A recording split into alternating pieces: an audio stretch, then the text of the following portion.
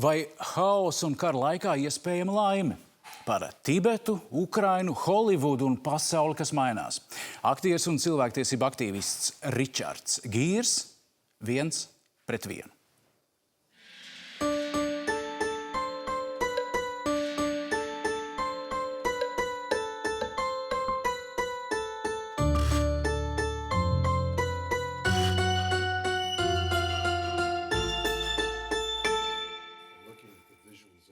This is like the Twilight Zone. Twilight Zone.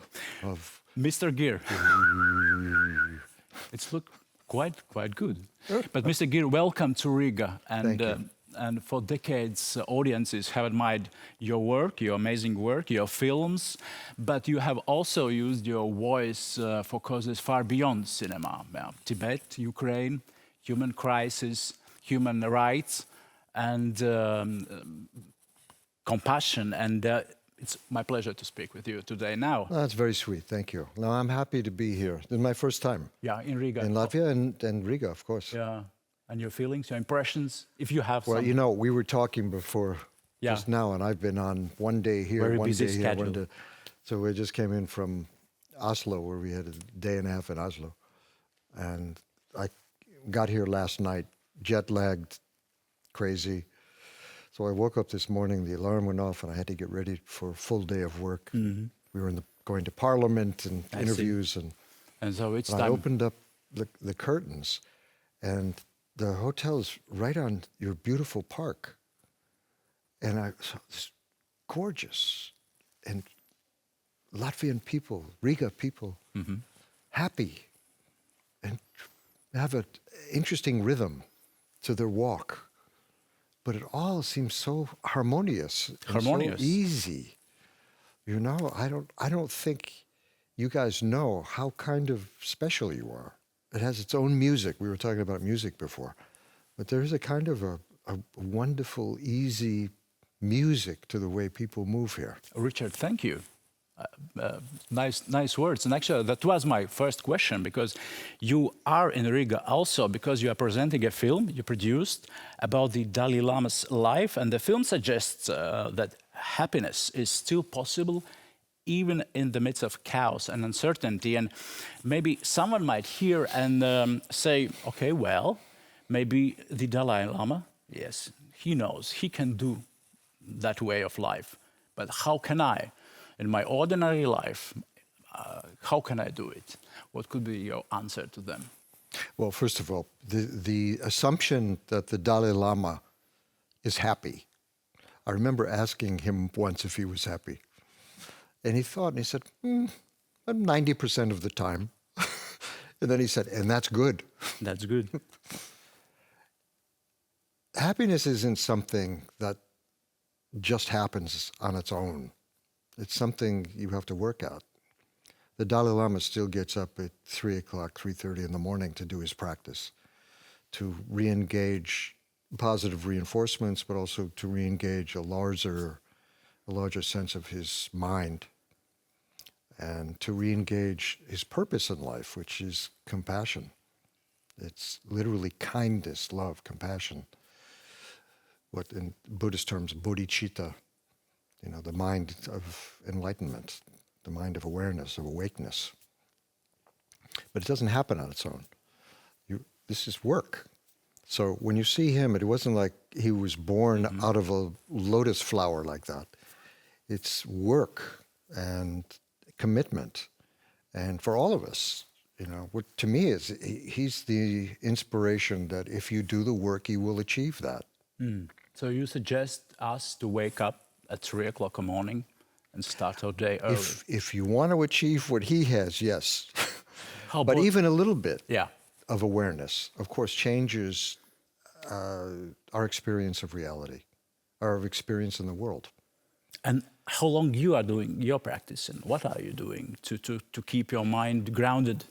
You know, I was very lucky early on in my early 20s to be searching and for some kind of meaning. I think like most teenagers or early 20s or maybe much later, of trying to make some sense of life in the world we live in, the internal world and the social world we live in. And I was very struck by Zen Buddhism. And I was very lucky to have some very good teachers. And part of that is they were quite strict in having an everyday practice. So for over 50 years now, I've had a daily practice. And I don't make any claims on being enlightened or being special, but I've had a 50-year practice of every contemplation. Day. Well, different forms. Some of it is analytical. I mean, literally, you look at reality and the nature of your own mind from an analytical point of view, of just analyzing it, debating with yourself. What is it that I'm experiencing? What is the nature of my own mind? What's the nature of the world that appears to be out there? But there are moments when you start to see it not as out there, but as a reflection of your own mind on a screen. But your own mind is the observer, the projector of the light, and the screen itself is all within the nature of the mind. I saw a trailer of that movie so far, and it's very interesting that the Dalai Lama is kind of looking into the viewer's eyes directly. Why and how did you achieve it? No, this film came to me. It was made by Swiss filmmakers, one of which I knew because he was a still photographer who'd been around His Holiness for many decades. And whenever I was with His Holiness at a teaching, whatever, Manuel Bauer would be there. A very quiet, humble guy and still photographer. And he had a few books of his photographs on the Tibetans and His Holiness, and many of them very brilliant photographs, exceptional.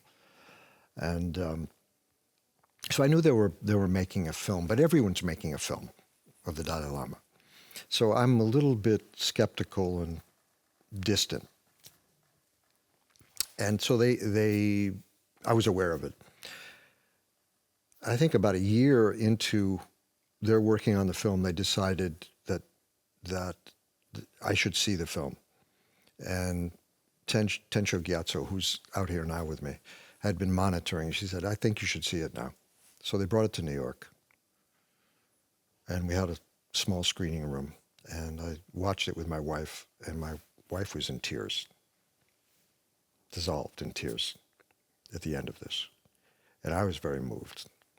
But as a filmmaker, I thought we can make it even better. And so we talked about it afterwards, and I said, look, if you let me play with this a bit, I'd be delighted to come on.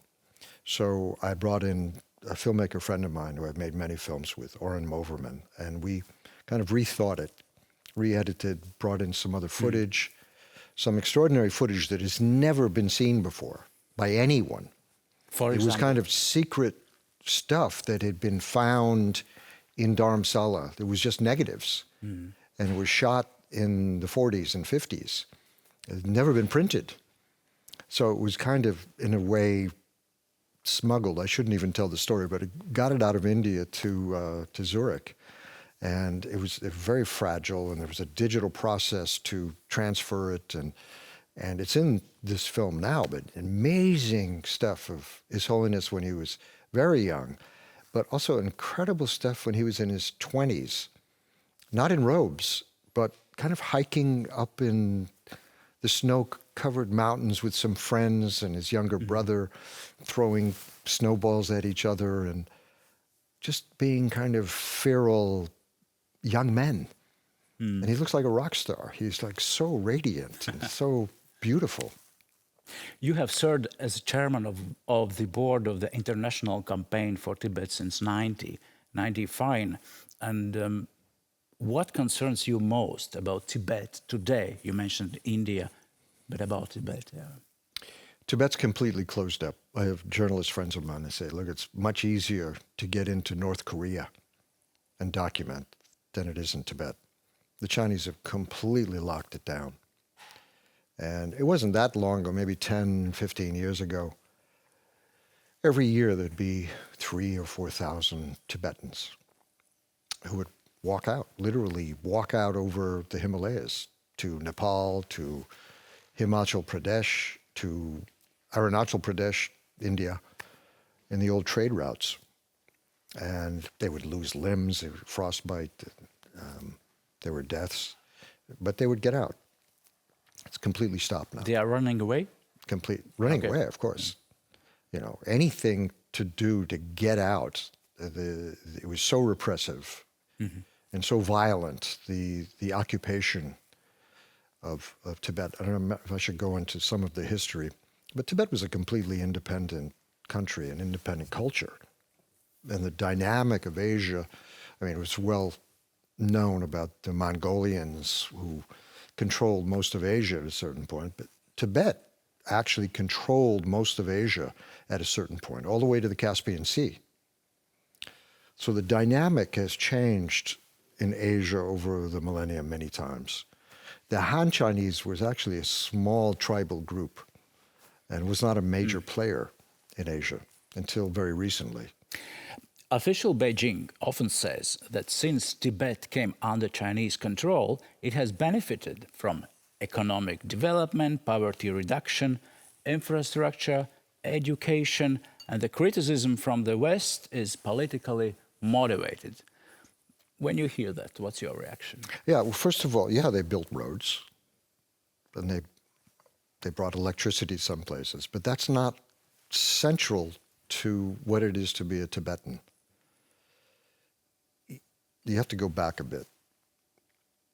Tibet was, go back to the history lesson I was giving, Tibet was actually quite a warlike series of kingdoms. And it's a vast area. It's bigger than Western Europe, huge. Not very populated, difficult environment.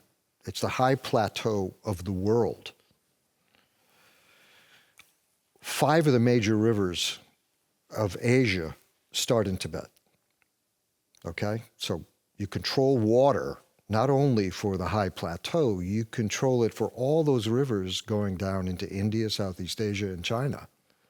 So as it stands right now, this is a huge security threat to the world that China is diverting those rivers, damming them up and controlling them.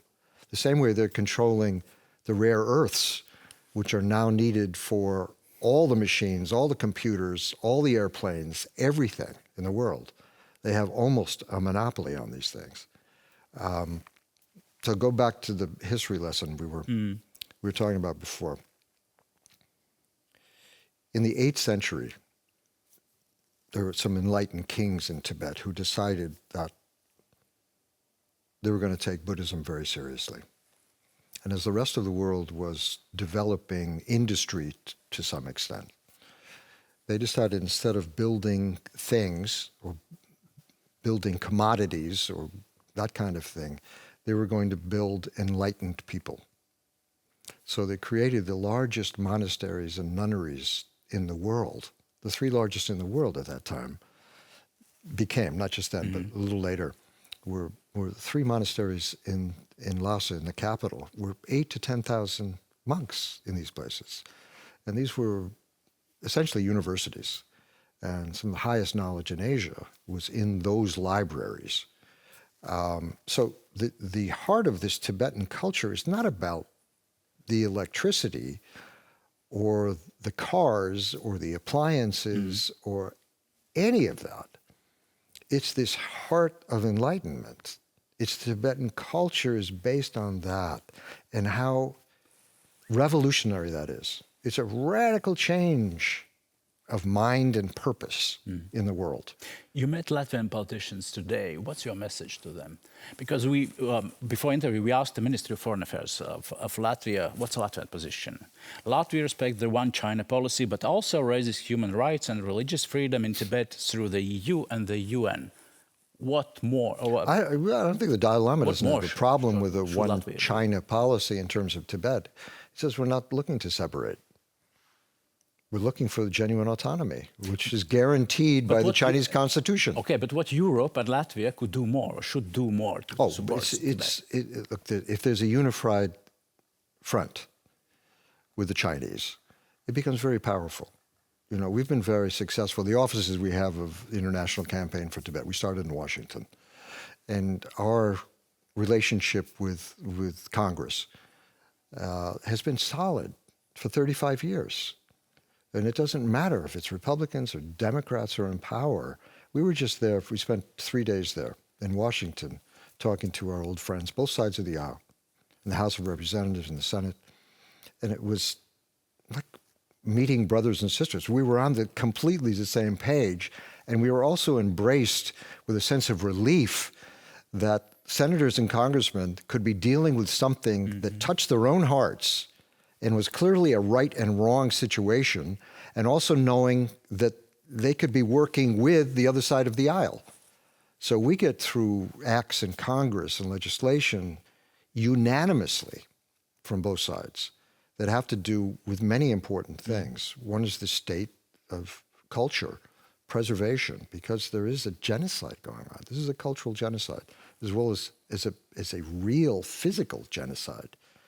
There's a law that is going into, is going to be activated. It's been passed now in Beijing, but it's activated July 1st, I believe it is.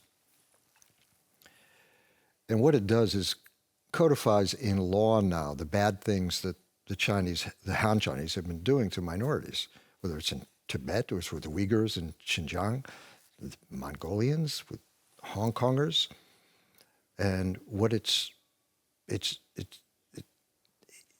killing off culture. And in the process, in Tibet, what they're doing now is taking the children away. They've tried everything, and still Tibetans are Tibetans. They know they're not Chinese. Culture means a lot to them. Religion means a lot to them. This central thrust of who they are is central to their whole being. So from the Chinese point of view, they've tried everything to mitigate that. So now the policy is these what are they calling them? Well, they are, I forgot what they're called right now. Anyhow, they're taking the kids away to boarding schools. Yeah. And as early as 3 years old, 3, 4, 5-year-old kids taken out of their homes and taught everything bad about their religion and culture. And that they are Chinese, they're not allowed to speak their language, they're not allowed to practice their Buddhism. And actually something very similar happening now in Ukraine. Well, you've been through this here too. A dominant colonial power has come in and challenged culture, challenged language. Yeah, and for now we are in a safe place. Our borders are protected by but you have to stay awake, NATO and European Union. But for more than 4 years now, Russia's full-scale war has been raging in Ukraine. And it's 1,000 kilometers from Riga to Kyiv. It's really very close. And how do you understand the war, as a Buddhist, war in which nation has to fight to survive? Well, it's to understand Putin and where he's coming from. I don't know if you guys do, more than I do, I'm sure. But it's a colonial war, obviously. And to have any kind of legitimacy, you have to rewrite history. And Putin clearly is doing that, saying there never was Ukraine. There was never a Ukraine language. There never was Ukraine culture. It's completely made up. Well, it's false. It's exactly what the Chinese have done with Tibet. So there never was a Tibet. There never was a Tibetan language. There was never Tibetan culture. I mean, you have to destroy history to create legitimacy. So the war is pointless, It's destroying both countries and destroying much of Europe in the process. It's interesting for me to ask a question. For you as a Buddhist, Buddhism teaches nonviolence, compassion, and how to deal with someone. But it's not being passive. Yes, how to deal with someone like Putin. Nonviolence is not passive. Okay. Nonviolence is committed.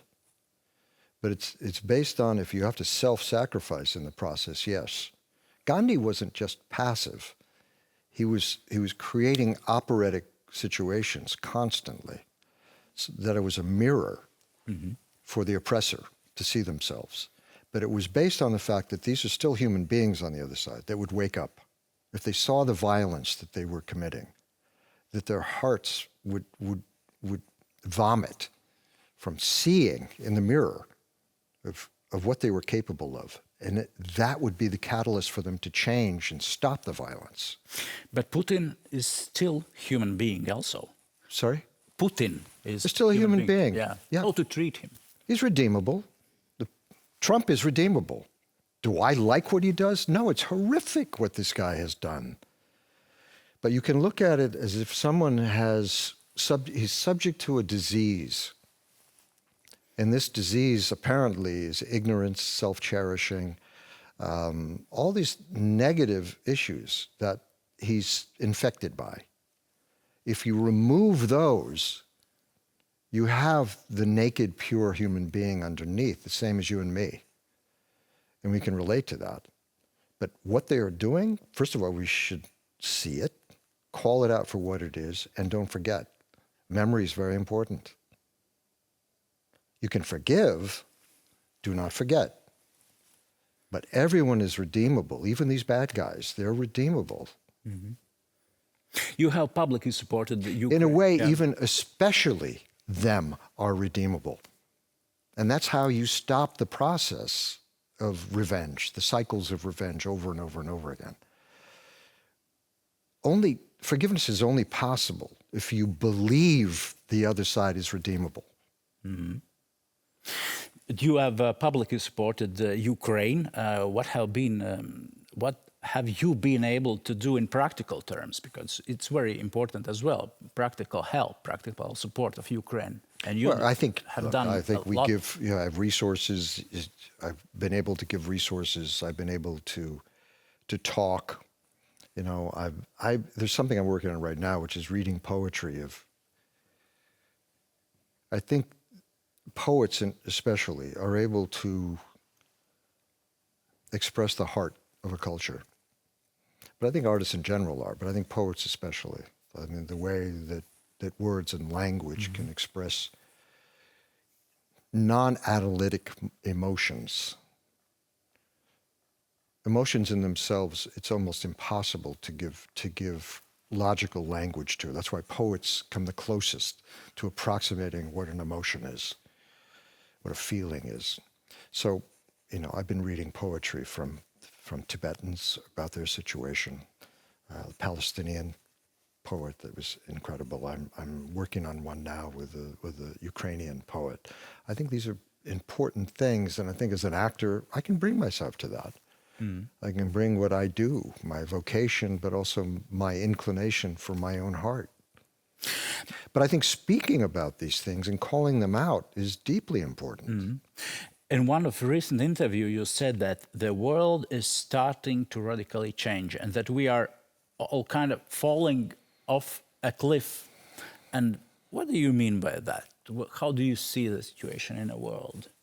The fact that Trump, in 1 week in office, so radically changed who we were as Americans. The first day that he destroyed USAID. USAID is the most generous, best thing that America does, is foreign assistance to programs mostly in Africa, but in poor countries for health, education, women's issues, etc. He destroyed it on the first day in office. His disbelief in science, all levels of science, destroying who we are, academically, intellectually. His attack on the universities, destroying that whole fabric that makes us lean into the future and to purify our visions of possibility. And if he says, I'm making America great again? First of all, it's no idea of what great is, and also a complete misunderstanding of history. This is all an evolutionary process. You don't go backwards to go forwards, you go forward. But that purification is moving towards nonviolence. It's moving away from empire. It's moving towards respect of all cultures. It's moving towards a sense that as a rich country, we can help other countries that are not as well off. Not only because it's the right thing to do, but if there are people that are so damaged and so in need, they're also a security problem for rich countries. Even on that level, it should be done. But purely on a simple level, we're all in this together. It's a very small planet on a vast universe. There's enough water, food, healthcare, whatever, to take care of everybody on this planet. That we have trillionaires on this planet with people starving to death makes no sense. This is about Trump's action, and one more aspect on let's say, situation in America. Let's take a look at a short presidential campaign ad voiced by Julia Roberts, your co-star, just for 30 seconds video.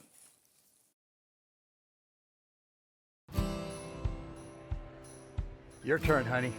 In the one place in America where women still have a right to choose. You can vote any way you want. And no one will ever know. Did you make the right choice? Sure did, honey. Remember, what happens in the booth stays in the booth. Vote Harris Walls. Vote Common Good is responsible for the contents of this ad. This ad is voiced by Julia Roberts. Okay. It was not her, of course. That's not Julia. No, it's not Julia. And George Clooney made different, similar one ad, actually. My question is, do Hollywood voices still have real political influence today in the United States? What do you think? I mean, it was like in this election, certainly most of my world was voting against this idiot Trump, of course. But it didn't seem to make a difference in this case. But you saw that with Bruce Springsteen was out there doing the same thing. Bruce has changed. It's interesting. I think he learned that you can't do one concert or one ad and think it's going to change people's minds. It takes time, and it takes patience, and it takes repetition. That's what bad guys like Trump do, is they take the time, they repeat over and over again, false narratives, lies, over and over and over again till they're normalized. The good guys have to do the same thing, tell the truth over and over and over again. You can't do one-offs. We have to think of this long term and with great vigilance and continuity. We fell asleep in America. Wait, let me just finish that. Trump wouldn't happen unless we fell asleep. He sensed that America was asleep, and he snuck in and took it. So it's very important for us to be responsible and stay awake and see what's happening. See, we're getting off. There are Americans who are getting angry and would be highly manipulated by someone like Trump. So we have to sense it before someone like Trump comes in and takes advantage of other people's pain. Well, maybe it started backfires somehow. People are getting annoyed from elite. Elites are teaching us how to live, how to vote. Maybe it's kind of backfire, and people are angry of that as well. No, I don't think that. I think it's basically the 30% of Americans who seem to be willing to vote for Trump no matter what. And as he said, he could go onto Fifth Avenue and kill someone and they still would support him. These are people who haven't been able to reconnect with the American dream of possibilities, that they can move, upward mobility, of moving for them and their kids to increase their happiness. That's the promise. All things are possible in America. You know, we're brand new. We're inventing ourselves. Yeah. So they're not being engaged with that vision anymore. We have to make sure everyone is still engaged in that, but it means reinventing, reinvigorating all the time with positive possibilities, not looking backwards, not finding enemies, not finding scapegoats, but refining the vision and continuing this process of realizing that our future, a positive future, is based on being responsible for each other, not against each other, but for each other, with each other. You mentioned about ways how to influence people, and Richard Gere and social networks. We have now TikTok, Instagram, YouTube personalities with great, massive influence, actually. Do you have... I don't know anything about it. Anything, nothing? And now I'm a complete Luddite. I don't know anything No. about this stuff. Not short videos, emotional, some hooks and... I don't have any of it, no. Maybe My you have kids to do. try. Yeah. My kids do, of Okay. course. But it's not my world. I don't know anything about it. And you don't want to dive in? I don't feel a need, no. No. And I can see what it does with... Like I have a 13-year-old kid who's completely absorbed into it. But if we are talking about ways and tools to influence people, other guys are using that. And Well, the quite good guys should be successfully. doing that too, but it's Okay. not... Not Look, for I'm you. of a different generation. It's Okay. not... You know, I remember talking to my dad, who was 1 month short of being 101 when he died. Wow. But I remember talking to him, and he grew up before there was television, obviously, or computers or anything. They had telephones. He was born in 1922. So he had cars, they had radio. But he'd seen it all evolve. He died only 2 years ago. And I said to him, Dad, you've seen this all come. He grew up milking cows in Pennsylvania on a farm. I said, of all the things that have happened in the meantime, all these incredible inventions and the way people can communicate now and all of this kind of magical stuff, do you think it's made life any better? And he thought about it for a second and he went, no. That's a good... And why?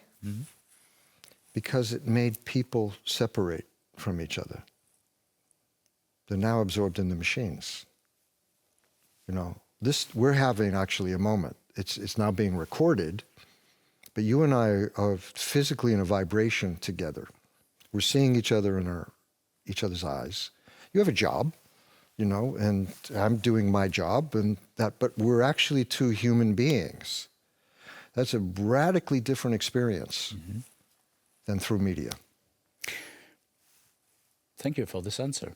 But I'm sure you have been asked about that film hundreds of times. But Pretty Woman recently celebrated... Which one? I never heard of this movie. You know, this is about about a young girl. Is this the Julia Roberts Julia film? Roberts. Oh, and yeah, I heard second about one, this. Richard Gere, wealthy businessman, and sex workers. They fall in love. And 35th of anniversary of this movie recently celebrated. And for millions of people, you are still the man of the Pretty Woman. And do you still like that movie? You know, I remember seeing them. First of all, we had a great time making the movie. And there was a wonderful, I'm looking at it over here. There was a wonderful director, Gary Marshall, who was an extremely lovely, funny, very unique person. And this movie it's his heart, basically. His sense of humor, his sense of romance. It's him. And we were kind of doing different aspects of Gary Marshall, all of us, in this movie. And we had a wonderful time making the film. And it was a small film. You know, I don't think any of us had any huge expectations for this. Very inexpensive. We shot it very quickly. Julie and I had a really friendly, good chemistry between us, a real nice attraction, and it was some magic there. We could feel that. And I know when it had been completed, Julie and I snuck into one of the early screenings. And I think neither of us knew what we were going to watch. And we were sitting in the back, and the movie started, and we started laughing along with the audience and being moved along with... We were carried away watching the movie like everyone else.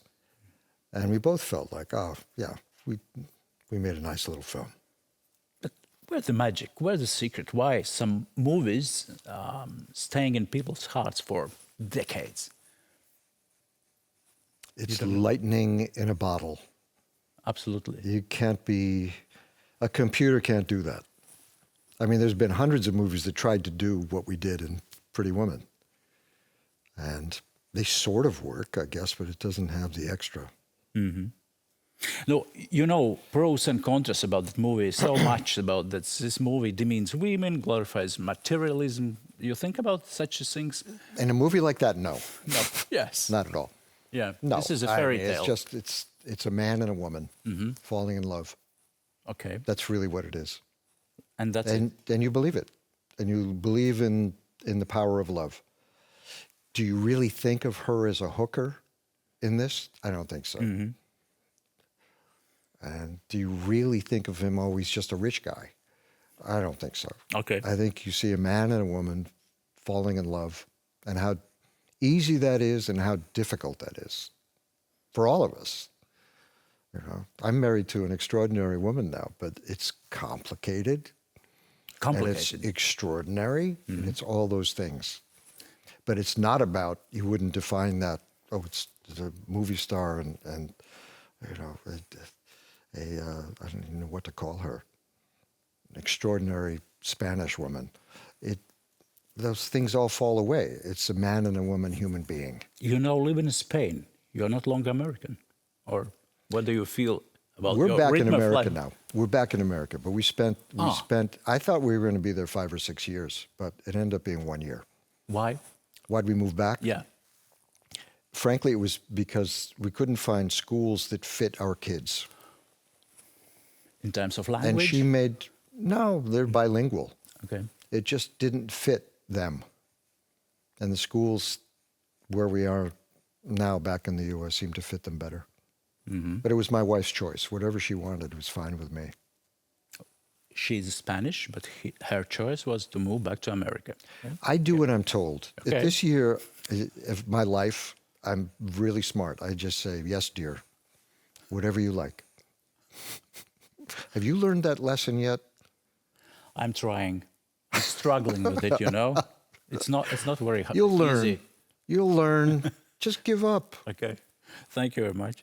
But you're still working on movies, and in the TV series The Agency, recently released, you play the head of CIA station in London, and a man who is supposed to know what's going on, but very often he doesn't.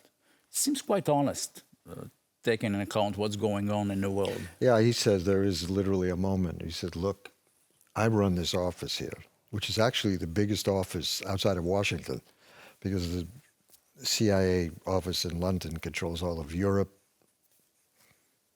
the former Soviet countries, the Middle East, parts of Africa.